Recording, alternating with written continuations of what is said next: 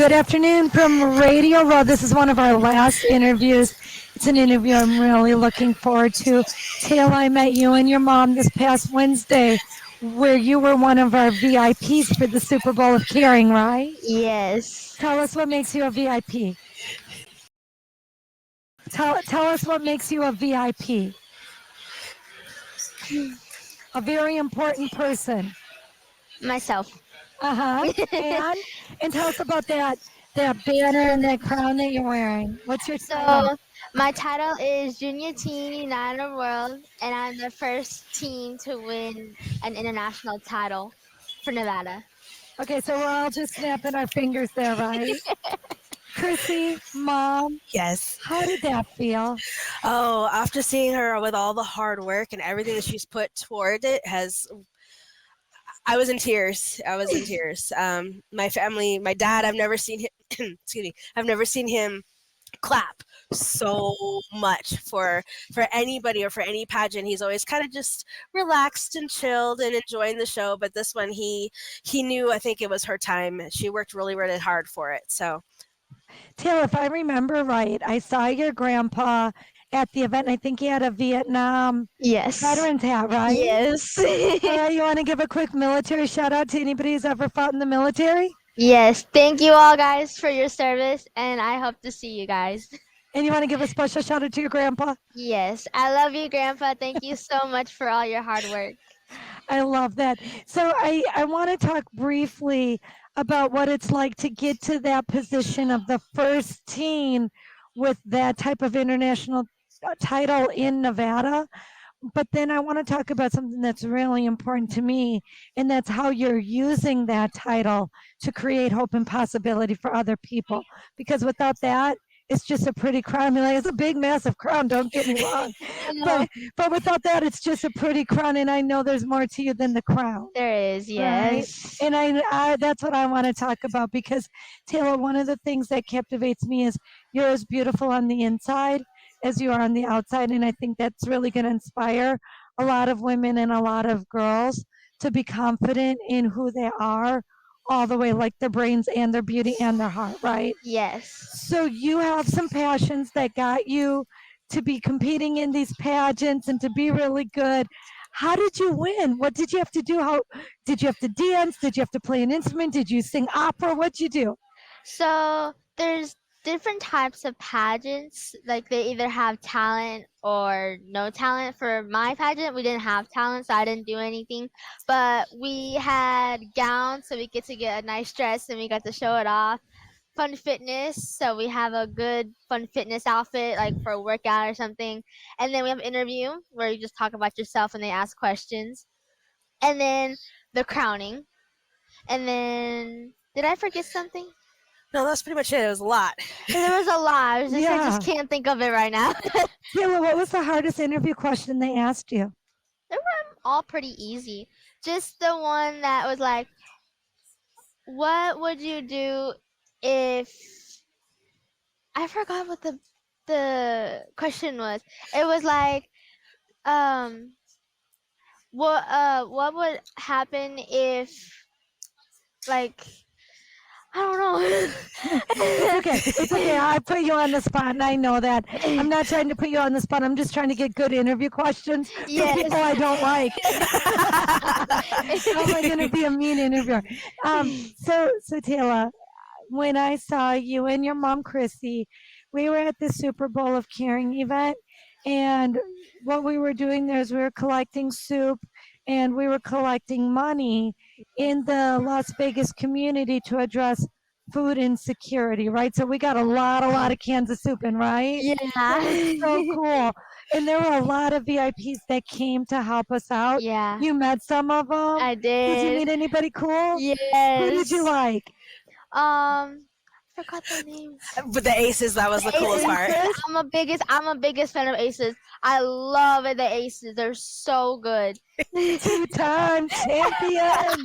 I know, going for a third. So I they're love so that. good. I love that. So one of the things that makes me really happy is that we recognize the power of women and girls in the VIP space. If you remember, we had the founders of the women's tackle football Yes. conference, right? Yes. And the Yes. aces, because women and girls need to hold their space in the room. I think that's what you're doing by saying, yes, I'm pretty, but I'm also really smart and I care about the community, right? Right. And that's, Yes. I think, a message that boys and girls, moms and dads, grannies and grandpas can really get behind, that there's something special in each of us. Right. Yes. Yeah. So what's special inside of you? Like if I gave you some money and I said, Taylor, go do something good with this money, what charity would you give money to? Just one. How tell me about that.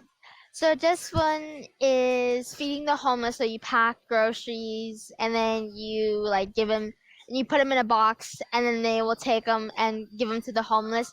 And I feel like I want to take care and like give everyone like money and stuff. The money, if I had it, and I would give it to my charities that I work for, and I would just give it to Just One Project because they helped me so much, and I just love volunteering. So, I just love Just One Project, and I've been doing it since I was little. So I love that. And mom, how did you, so this is a great answer, Taylor, but you've been doing it since you were little. So I'm guessing that your mom probably encouraged you yeah, to have a spirit to give, right? yes, Mom, that was a core value. Yes.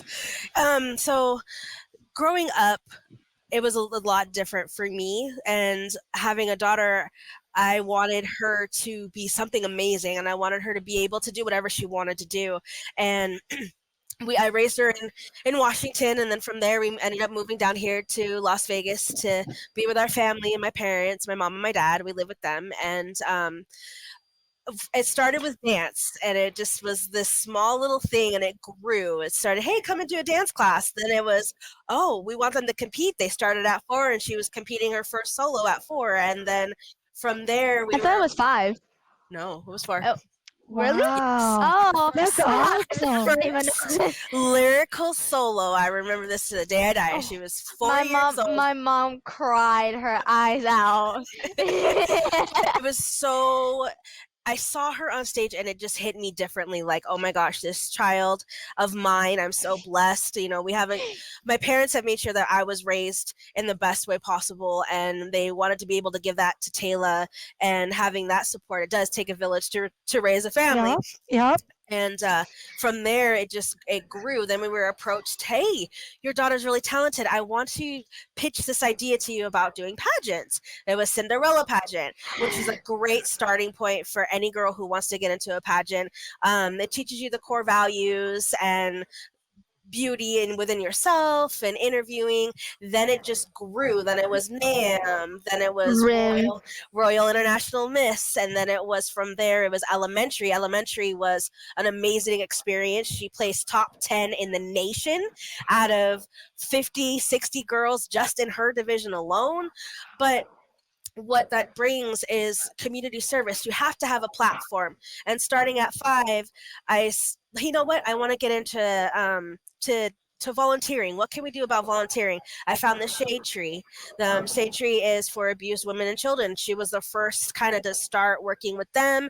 We brought clothes, and we were going to do a lot more with the Shade Tree, but then COVID hit, so we kind of We lost weren't. that. We kind of like lost it after one Project 150, and then after like COVID started to settle, we started to like go back up, and we started to go to Just One Project, and we started to go to all of these other different organizations to volunteer. Yeah.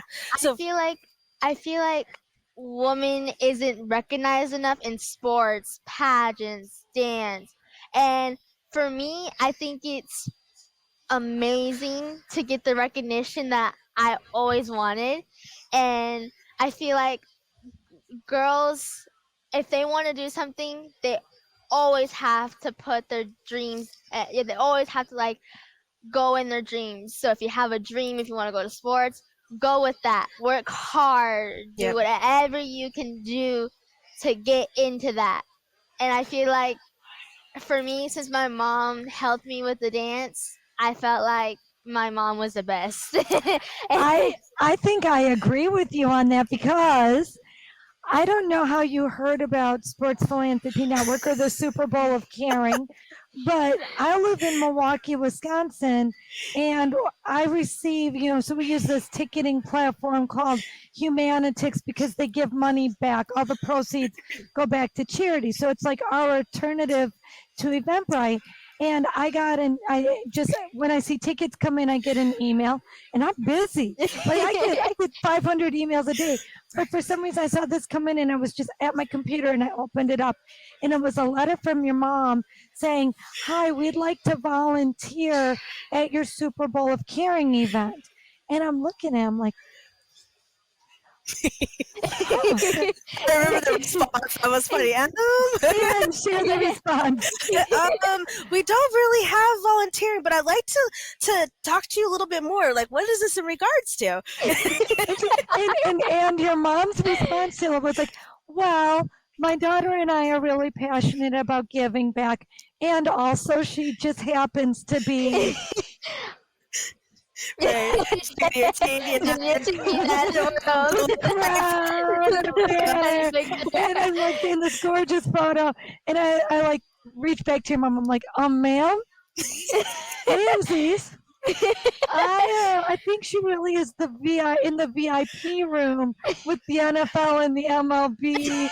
I don't think she's really in the volunteer space. And he was like, "No, we can volunteer. We can volunteer. What do you need?" I'm like, "We need you in the VIP room so that we can inspire other women and girls to It's know great. their work." Yes. And it's really hard with like nowadays that they don't dance isn't considered a sport, and I feel like it should be. Same with cheerleading because the hours. I mean, she was dancing 20 hours a week, and now 22. Yeah, To be exact. 22. 22 22 hours. to be exact. 22 hours. And like it was so hard for me because I was dancing so many hours and like I had school. So after that I had to go straight to dance and I didn't come home until like 9. So That's it was I still had homework, but luckily I finished some of my homework at school so I don't have a Yes. lot of homework. Right. But it's just really hard for like girls to like do dance and like have a really good um hours of dance or volunteering or pageants like me because I'm very busy. Yes. And Queen. Yes. it's not easy. not easy. For Right. my mom, it's like a workout. She literally checked her watch today and she said, "You must be working out because we were walking so much." So It was great. I think this is great. I want to share something with you. You may know it, you may not, but my work makes me travel all around the country. That's what I have to do, Yes. right? So a couple months ago, I was in Colorado at Ooh. the USOPC. Yep, we can do that. At the United States Olympic and Paralympic Training Committee. Wow, cool. And That's then I so was also cool. at another event that sort of talks about how sports and conferences and teams and leagues and people can come together to do events better, right? At both of those events, I learned and saw that the Olympics is finally recognizing breakdancing as Yes. a sport. Yes. So I got to see some of the Olympic yes, all the way around, big circles with that. I got to see the breakdancers. Oh, that's so cool. And you see hours and hours of work and years of training. So I'm so happy to just partner in that message that dance is a sport It is. Yes. and it should be It is. recognized It should for be that. dance should be recognized because you put so many hours into it and you have to work so hard to get into like competition. My mom worked her butt off. I believe it. She would get her our costume. She would be a dance mom and she would rhinestone my outfits. Hours of hours of work. rhinestone. And I would Um, help my mom because I know she was tired. So I would help my mom. I said, "Okay, what do I have to do? What kind of design do you want?" Stuff like that. So I would help her. And I feel like dance should be recognized because you put so much work into it and like you have to get that recognition and it's just so hard. But then when you get once you start to get older, it's going to be easier and then you're going to start going up in the other dance studios. Yeah. I love it. I want to ask you one last question, then we'll wrap it up, okay? Yes. But there's a big debate that's been going on for a long time in sports, and I know you recognize dance as a sport, and I recognize pageantry as a sport, okay? Yes. There's a reason they have casual fitness fun outfits, right? Yes. So one of the messages that I really like to put out into the media space is that everybody is an athlete body. Of course. Always. So if you could speak to all the little girls that are younger than you, who want to be as pretty as you, as smart as you, as thoughtful and compassionate as you, but maybe they don't feel quite as pretty as you, what would you tell them? I would say you don't have to be beautiful to go through your dreams. It's how you work for it. If you work hard and really hard to get that recognition and you really want it, you don't have to be beautiful. You're beautiful in every way possible. You don't really have to put makeup on. You don't have to put anything on. It's just you have to like make sure you work really hard to get into that dream you want to be like in pageants or in basketball or flag football. Yep. Doesn't mean I want to do flag football Football. last Yeah. year. And now we got flag football in the house. Her coat. What is it? Your My friend, which is a coach, which is a football coach, and his name is Mr. Woods, and I love them so much. They support me in every way possible. And my coach is like, you need to get into flag football next year. And I was like, well, I'll think about it and see if I have anything going on or not. And he's like, okay, if you don't have anything going on, you're coming to tryouts, and I'm going to put you in flag football. Well, I think I'm going to have to see what kind of strings I can pull with the NFL and see how I might know who I want to talk to you. No. Do you want to stop at flag or do you want to go full on tackle? Full on tackle. Oh my god. I would always like play. I would always like play fight with my Yeah. dad, with Papa, Yeah. and it's so Just fun. sitting here like, "No, I love you." She told me that when she came home. She's like, "Mom, I'm trying out for flag football," and I'm like, "Oh my god, all those years of dance No, out the my mom window." was like, But you know what? Let's try something From different. slippers to cleats, Yeah. on too. Right? my Exactly.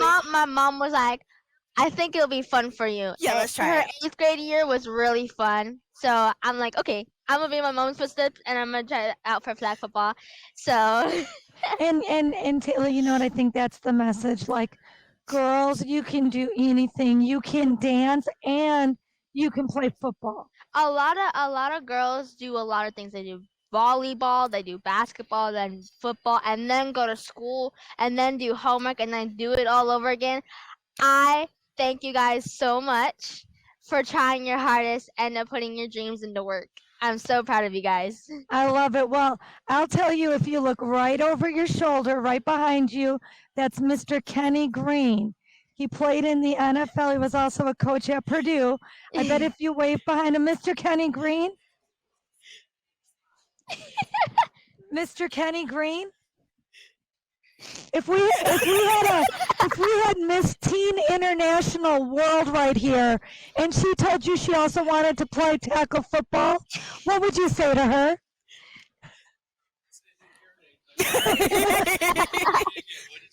I said, this young lady right here is Miss Teen United World. She's the youngest teenager to hold an international title in Nevada, and she wants to go tackle football.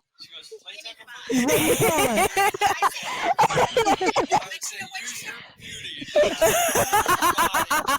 Right? Yeah, she wants to do Yes, flag. to the flag. Yes. What do you think? Yes. What do you think, Taylor? Yes. All right, you can ask Mr. Green for an autograph when we're done. Yes, thank Yes, thank you. All right, thank you so much, Taylor. You are an inspiration not only to girls who are younger than you, but also to moms like your mom and I who want to raise daughters just like you to be whole and complete people. You're the total package, sweetheart, and I'm so proud of you. Thank you for making time in your day Of to come sit with course. me on Radio Row. I had Thank nothing you. today, so Thank you for having us. Oh my gosh, thank you for so everything much. that You're you've I done. made my mom welcome. get recognition too, because she helped me. She put me in the stuff, and then I worked for it. Yeah. Do you have chores? Yes. I get paid though. I get paid though. You're supposed to report, otherwise it's not.